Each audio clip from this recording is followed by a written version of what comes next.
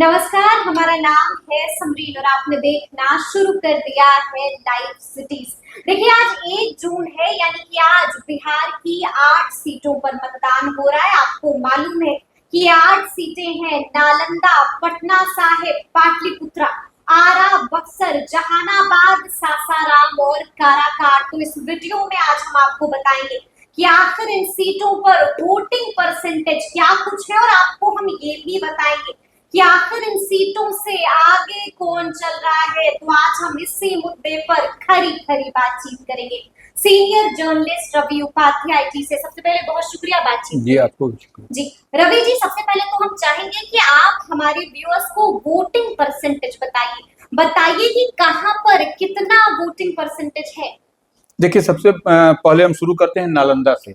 नालंदा में 32.94% वोट पड़ा है अब तक, जब तक हम लोग वीडियो कर रहे हैं। पटना साहिब में 29.22, पाटलिपुत्रा में 40.78। पाटलिपुत्रा से ही मीसा भारती लड़ रही हैं और रामकृपाल यादव एक दूसरे के खिलाफ हैं।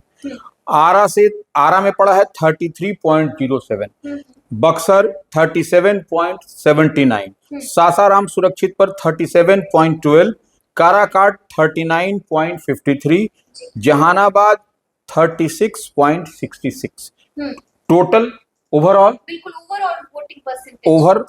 वोटिंग परसेंटेज आपका अभी तक का 33.10% है। 33.10% है ओवरऑल वोटिंग परसेंटेज। बिल्कुल बिल्कुल।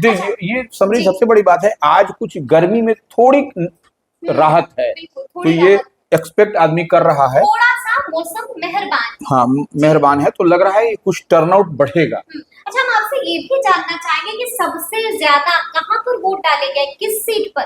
देखिए, सबसे अधिक सीट पाटलिपुत्रा में 40.78%, जहां पर मीसा भारती, लालू प्रसाद यादव की बिटिया और पूर्व केंद्रीय मंत्री रामकृपाल यादव के बीच लड़ाई है, भिड़ंत है। यानी कि आप कह सकते हैं कि यही वो सीट है जहां पर आमने सामने है चाचा और भतीजी। और अब आप पूछेगा सबसे कम, बिल्कुल, तो वो है पटना साहिब। पटना साहिब में सबसे कम है वोटिंग परसेंटेज। यहाँ प्रत्याशी भी जान लीजिए जी, पूर्व केंद्रीय मंत्री रविशंकर प्रसाद लगातार भारतीय जनता पार्टी की ओर से वही प्रत्याशी होते चले आ रहे हैं, वो और डॉक्टर अंशुल अभिजीत कांग्रेस, मीरा कुमार पूर्व लोकसभा अध्यक्ष के पुत्र, जगजीवन राम के नाती, सुमित्रा देवी फर्स्ट लेडी कैबिनेट बिहार के पौत्र, तो वो यहाँ से कांग्रेस से उम्मीदवार हैं। तो ये यहाँ पटना साहिब में सबसे कम अब तक वोट पड़ा है 29.22%। तो यह कुछ संकेत दिखाई पड़ रहा है, उस पर भी हम आएंगे रवि जी। तो अब हम एक एक करके तमाम सीटों पर तफसील से चर्चा करने जा रहे हैं। शुरू करेंगे हम लोग नालंदा से। क्या लगता है नालंदा में क्या होने जा रहा है? देखिए, हमें पता है कि नालंदा में एक तरफ है डॉक्टर संदीप सौरभ, तो वहीं दूसरी तरफ है कौशलेंद्र कुमार। क्या लगता है नालंदा कौन जीत रहा है, क्या खबर आ रही है? देखिए, नालंदा में निश्चित रूप से नीतीश कुमार मुख्यमंत्री बिहार और जदयू के राष्ट्रीय अध्यक्ष का गृह जिला है, तो ऐसे में कौशलेंद्र कुमार लगातार जीतते चले आ रहे हैं, कई दफे वो जीते हैं, सिटिंग एमपी वही हैं। उनके खिलाफ डॉक्टर संदीप सौरभ जो पीएचडी होल्डर हैं, वह चुनाव लड़ रहे हैं, जेएनयू से पास आउट हैं, एमएलए हैं सीपीआई माले के, तो वह लड़ रहे हैं। तो निश्चित रूप से वहां पर एक कड़ी लड़ाई, कड़ा संघर्ष देते हुए दिखाई पड़ रहे हैं। मतलब आप ये कह रहे हैं कि इस बार संदीप सौरभ ने कौशलेंद्र कुमार को टेंशन में डाल दिया। देखिए, लड़ाई देखिए, कौशलेंद्र कुमार कुर्मी समाज से हैं और डॉक्टर संदीप सौरभ यादव, तो ये आपको एकदम स्पष्ट कॉम्बिनेशन, हाँ, नया प्रयोग है, और स्पष्ट आपको दिखाई पड़ेगा कि संदीप सौरभ लड़ाई देते हुए नजर आ रहे हैं। वोटिंग परसेंटेज भी आप देखिए 32.94, तो ये कुछ न कुछ बात कहता है कि लड़ाई कसमकस हो रही है, मतलब कि यहाँ पर नेक टू नेक फाइट हो रही है। और शायद यही वजह है कि मुख्यमंत्री नीतीश कुमार को भी रोड शो करना 2 दिन 27 और 28। जी बिल्कुल, ये सोचने वाली बात, बिल्कुल ये सोचने वाली बात है। अब हम अगली सीट पर आएंगे, और अगली सीट जिसकी हम चर्चा करेंगे वो है पटना साहिब की सीट। देखिए, हमने आपको बताया है कि यहाँ पर वोटिंग परसेंटेज बाकी सीटों की तुलना में कम है।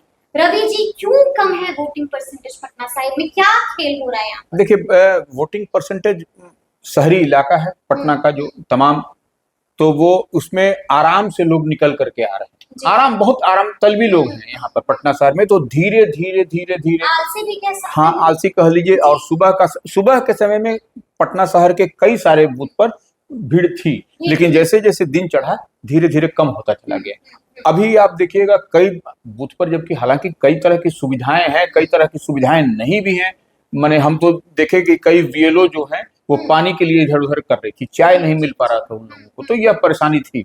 जो सुबह से 6 बजे से आया हुआ हो उसको एक कप प्याली चाय नहीं मिलेगी, तो यह एक बड़ी बात दिखाई पड़ी। कई बूथों पर हम देखें, बीएलओ से हमारी बात हुई, जी जी जी। तो वोटिंग ठीक ठाक चल रहा है। लेकिन जो एक्सपेक्टेशन होना चाहिए, भारतीय जनता पार्टी क्या चाह रही है कि यहाँ पर वोटिंग परसेंटेज बढ़े, लेकिन 29.22 है। पूर्व केंद्रीय मंत्री रविशंकर और डॉक्टर अंशुल अभिजीत कांग्रेस प्रत्याशी आमने सामने है, और वोटिंग परसेंटेज कम होना तो यह कहीं न कहीं परेशानी तो है भारतीय जनता पार्टी को इस सीट पर। परेशानी है इस सीट पर। बिल्कुल परेशानी है। जीत होगी कि हार होगी ये अलग विषय है, लेकिन जो एक्सपेक्टेशन था, जो एक्सपेक्ट लोग कर रहे हैं। किसका खेल बन रहा है, मेरा सीधा सवाल है आपसे, किसका खेल बन रहा है और किसका खेल बिगड़ता हुआ नजर आ रहा है? रवि, देखिए रविशंकर प्रसाद कद्दावर नेता है भारतीय जनता पार्टी के, हमारे कहने की जरूरत नहीं है। तो ऐसे में जिस तरह से वोटिंग ट्रेंड होना चाहिए था, जो पैटर्न होना चाहिए, जिस तरह से उनका विरोध हो रहा था, इस पर भी हमें आना हाँ, तो ये जो है सो वह कहीं ना कहीं यह दर्शाता है कि वही जो है सो एंटी इनकम्बेंसी फैक्टर काम कर रहा है। लोग माने जा रहे हैं, अनमने ढंग से जा रहे हैं, और जा रहे हैं तो वह वोट किसको दे रहे हैं, यह भी देखने और सोचने वाली बात है, क्योंकि कोई फैक्टर यहाँ काम करता हुआ नहीं दिख रहा है। अच्छा, लेकिन पटना साहिब से और भी कई तरह की खबरें आ रही हैं। हाँ, पटना साहिब के में जैसे अंशुल अभिजीत जो कांग्रेस प्रत्याशी हैं, उनके तरफ से कुछ बात कही गई है कि कुछ के साथ में बीएलओ के साथ में माने कुछ झंझट झमेला कुछ किया गया है। बूथ नंबर 264 है, 265 है, 266 है, 267 है, यह एक बात कही गई है। और बांकीपुर जो जहाँ पर बूथ है वहां पर भी संभवतः कुछ रोका टोकी कुछ सुबह में हुई थी। तो यह रोका जा रहा है मत देने से, जैसा कि आरोप लगा रहा है। हाँ, आरोप लगा रहा है लोग, ये लोग। हो सकता है कुछ देर के लिए कुछ हुआ हो, तो वह सब तो कहीं कहीं बूथ पर होता है, अंदर बाहर में वह कोई इशू नहीं है। लेकिन ये जो दिखाई पड़ रहा है वोटिंग ट्रेंड, यह कुछ संकेत दे रहा है कि माने जो जीत का मार्जिन होना चाहिए रविशंकर प्रसाद का, वो लगता है कि सिकुड़ता हुआ दिखाई पड़ रहा है अभी के। आप कह रहे हैं कि कमल सिकुड़ता हुआ दिखाई पड़ रहा है। हाँ, माने वोट प्रतिशत, हाँ फिलहाल जैसे जैसे दिन चढ़ेगा फिर वो बढ़ेगा। बिल्कुल, शाम में भी हाँ, हम लोग बिल्कुल, बातचीत करेंगे। बिल्कुल। ठीक है, हम अगली सीट पर आ जाते हैं, और अगली सीट जिसकी हम चर्चा करेंगे वो है पाटलिपुत्रा की सीट। देखिए, पाटलिपुत्रा में हमें पता है, हमने भी आपको बताया है कि एक तरफ रामकृपाल यादव है, तो वहीं दूसरी तरफ मैदान में है मीसा भारती, यानी कि आमने सामने है चाचा और भतीजी। रवि जी, क्या खबर आ रही है पाटलिपुत्रा? देखिए, अभी तक जो खबर है उसमें 40.78% वोटिंग हुआ, जो सबसे अधिक है इस ये जो 8 सीटों में और अंतिम चरण में। ये जो 8 सीट है उसमें सबसे अधिक जो है सो यही पाटलिपुत्रा में दिखाई पड़ रहा है। तो यह अब किसके पक्ष में हो रहा है यह तो समझने वाली बात है। अब तो विधानसभा असेंबली सेगमेंट वाइज अगर देखिएगा तब पता चलेगा कि मनेर में किसको बढ़त है, कौन ले मने क्यों अगर मैक्सिमम पोलिंग हो रहा है तो क्या वहां का संकेत है। क्योंकि मनेर का इलाका जो है सो समझा जा सकता है, दानापुर का इलाका में अगर यदि बढ़त है तो वो दिखाई समझ में आएगा, तो इस तो फिर क्लियर मैसेज होगा। इसलिए इस बात को समझना पड़ेगा, जब वहाँ वोटिंग परसेंटेज बढ़ रहा है, अभी हम लोग जब तो वीडियो कर रहे हैं तब तक तो समझा जा सकता है कि क्या ट्रेंड वहाँ दिखाई पड़ रहा है। आप यही कह रहे हैं ना कि मीसा भारती लीड करती हुई नहीं, लीड नहीं, लेकिन कुछ न कुछ ये माने जो अभी खराब होता हुआ रामकृपाल यादव का तो दिख रहा है। निश्चित रूप से संघर्ष है, तो हाँ वोटिंग परसेंटेज जो बता रहा है उससे कुछ लग रहा है संघर्ष है इस सीट पर, मतलब कि टेंशन लेने वाली बात बिल्कुल है यहाँ पर। चलिए, अब हम अगली सीट पर आ जाते हैं, और अगली सीट जिसकी हम चर्चा करेंगे वो है आरा की सीट। क्या होने जा रहा है आरा में? देखिए, हमें पता है कि एक तरफ आरके सिंह है तो वहीं दूसरी तरफ सुदामा प्रसाद है। जी, देखिए, आरा की सीट पर निश्चित रूप से आरके सिंह के कोई जोड़ नहीं है, कोई काम करने का कोई जोड़ नहीं है, वह उनका अपनी छवि अपनी बात है, और वो मोदी की गारंटी एक तरफ, आरके सिंह की का कार्य और गारंटी अलग, ये एकदम स्पष्ट मानना पड़ेगा। तो वो आरके सिंह लड़ रहे हैं, लेकिन वो सुदामा प्रसाद जो माले के हैं वो निश्चित रूप से आप वह भी लड़ाई में बने हुए हैं। इसीलिए वहां पर आरा में 33.07% वोट दिखाई पड़ा, वो लड़ाई देते हुए नजर आ रहे हैं। मतलब आप ये कह रहे हैं कि यहाँ पर नेक टू नेक वाली फाइट है, तगड़ी लड़ाई है यहाँ पर तगड़ी लड़ाई होती हुई दिखाई पड़ रही है। चलिए अब हम अगली सीट पर आ जाते हैं, और अगली सीट जिसका हम जिक्र करेंगे वो है बक्सर की सीट, यानी कि हॉट सीट। देखिए आपको भी मालूम है कि यहाँ पर त्रिकोणीय लड़ाई है। क्या लगता है क्या होगा बक्सर में? देखिए बक्सर में भारतीय जनता मिथिलेश तिवारी है, सुधाकर सिंह है, आनंद मिश्रा है, कौन जीत रहा है? अनिल चौधरी है बसपा से, बिल्कुल अनिल चौधरी है बसपा से, बहुजन समाज पार्टी से। तो वो देखिए चतुष्कोणीय लड़ाई है, और आनंद मिश्रा जो कभी भारतीय जनता पार्टी कहते थे कि भाजपा से ही उनको सीट मिलेगी, भाजपा ने हमें दगा दिया, भाजपा ने नहीं दिया, यह सब तमाम तरह की बातें हुई, और वीआरएस लेकर के वो चुनाव मैदान में कूदे हैं। वो आईपीएस हैं, भारतीय पुलिस सेवा के अधिकारी रहे, असम कैडर के रहे हैं। तो ये समझा जा सकता है कि वहां पर किसको वह डिंट करते हुए नजर आ रहे हैं, वहीं के लोकल स्थानीय बुआ हैं। तो ये मिथिलेश तिवारी भारतीय जनता पार्टी के उम्मीदवार हैं, जो वहां के रहने वाले तो नहीं, गोपालगंज के रहने वाले। तो ये ऐसे में वहां पर वही बात है जिस वजह से अश्विनी चौबे का भी खूब विरोध हुआ था, और अश्विनी चौबे को झंडे तक दिखा दिया। हाँ, और अश्विनी चौबे को भी इस बार बेटिकट किया गया, वहीं से सांसद हुआ करते थे। लेकिन एक बात समरीन हम आपको बताना चाहेंगे, क्योंकि आज जो है सो बक्सर से लगा हुआ इलाका वाराणसी का है, जहां पर प्रधानमंत्री नरेंद्र मोदी के लिए वोटिंग हो रहा है। तो बक्सर और वाराणसी में कोई अंतर नहीं है, सिर्फ रोड का, गंगा नदी के इधर और उधर इस पार का अंतर है। तो ये आप समझ लीजिए कि वह जो है सो कहीं ना कहीं इफेक्ट करता हुआ दिखाई पड़ेगा। तो ऐसे में मिथिलेश तिवारी का किस्मत का ताला खुलता है तो वह है, हाँ, क्योंकि नरेंद्र मोदी बगल में लड़ते हैं, तो वह तो आनंद मिश्रा भी हाँ, वही परेशानी का सबब आनंद मिश्रा है। और देखिए वहां ददन पहलवान भी लड़ रहे हैं, सुधाकर सिंह को वह कितना देंगे, जो आरजेडी के प्रत्याशी हैं, वह भी रामगढ़ से एमएलए हैं राष्ट्रीय जनता दल के, और राजद के उम्मीदवार हैं, जगदानंद सिंह के प्रदेश अध्यक्ष के पुत्र हैं। तो यह कहीं ना कहीं वहां पर लड़ाई बहुत कसम है। और बसपा से जो है सो अनिल चौधरी खड़े हैं, तो मतलब कि तगड़ी लड़ाई है। और बसपा भी उत्तर प्रदेश से लगा हुआ इलाका है वो। अपने व्यूअर्स को बताएंगे बिल्कुल क्या कुछ होने जा रहा है यहाँ पर। चलिए अब हम अगली सीट पर आ जाते हैं, और अगली सीट जिसकी हम चर्चा करेंगे वो है सासाराम की सीट। और हमें पता है कि सासाराम में आमने सामने कौन कौन है। एक तरफ मनोज कुमार है, तो वहीं दूसरी तरफ है शिवेश राम। कौन जीत रहा है सासाराम? दोनों राम ही है, दोनों ही रविदास है। अब राम दोनों है, अब ऊपर वाले राम किस पर भरोसा करते हैं, यह देखने वाली बात होगी। दोनों राम पर कौन राम भरोसा करते हैं, यह अगर यदि वो राम भरोसा कर दिए तो वो कोई राम निकल जाएंगे। और सासाराम की बात कर रहे हैं। हाँ, सासाराम की बात कर रहे हैं।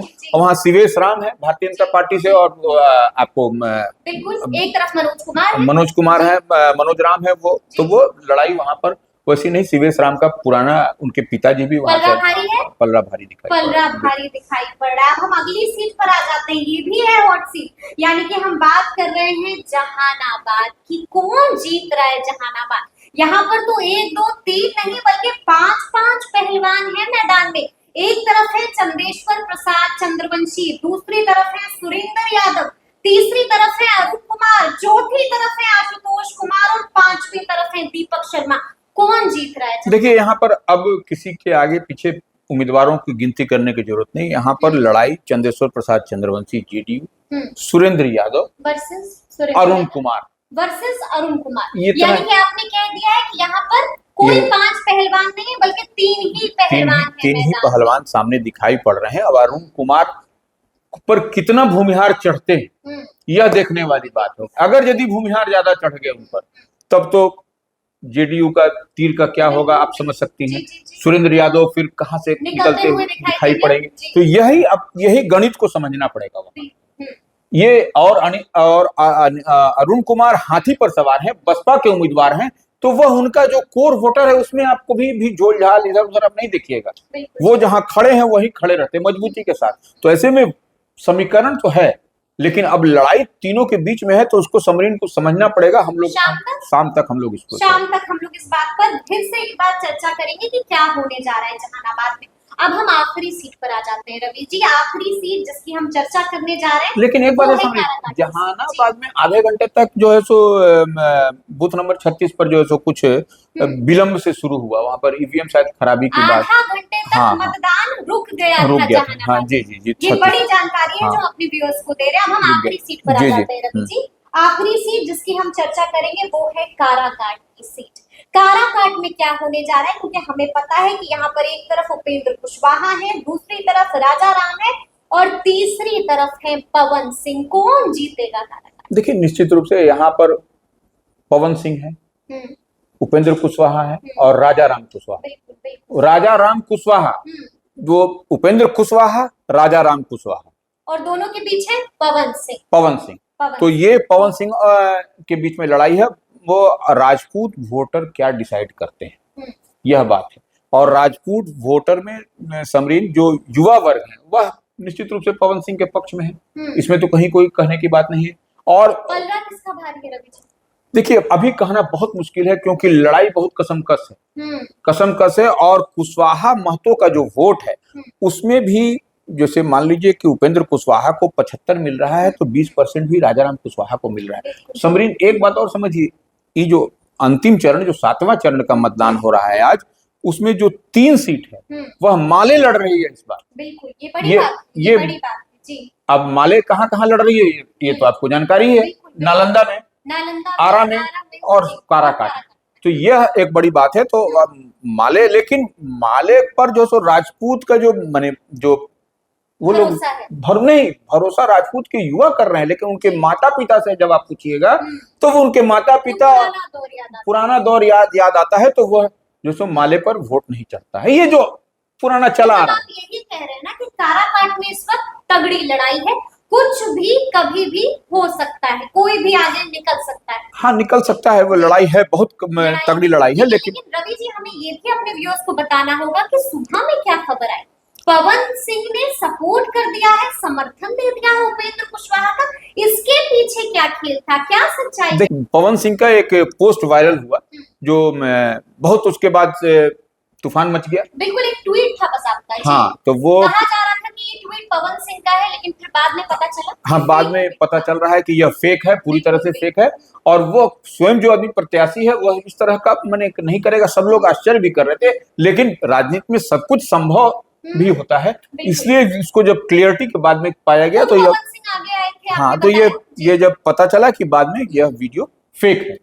हाँ, तो ये जो पूरा पोस्ट ही फेक था। जी, तो ये एक बात हुई। लेकिन काराकाट में एक बात है, और काराकाट में बूथ नंबर 227, 228 पर जो है सो बहिष्कार भी हुआ है। बहिष्कार हुआ है वोट? हाँ, मतलब कि लोगों ने बहिष्कार कर दिया है, वोट नहीं डाला है। बिल्कुल। तो उसके बाद संभवतः विकास कार्यों को लेकर के ही कोई बात थी कि वहां पर नहीं होगा, तो फिर बाद में संभवतः प्रशासनिक अधिकारी का अमला पहुंचा वहां, फिर समझाने बुझाने का प्रयास वहां चल रहा है। लेकिन इसी बीच हमारे व्यूअर्स को हम ये भी बताना चाहेंगे कि लालू प्रसाद यादव एक बार फिर से फंस गए।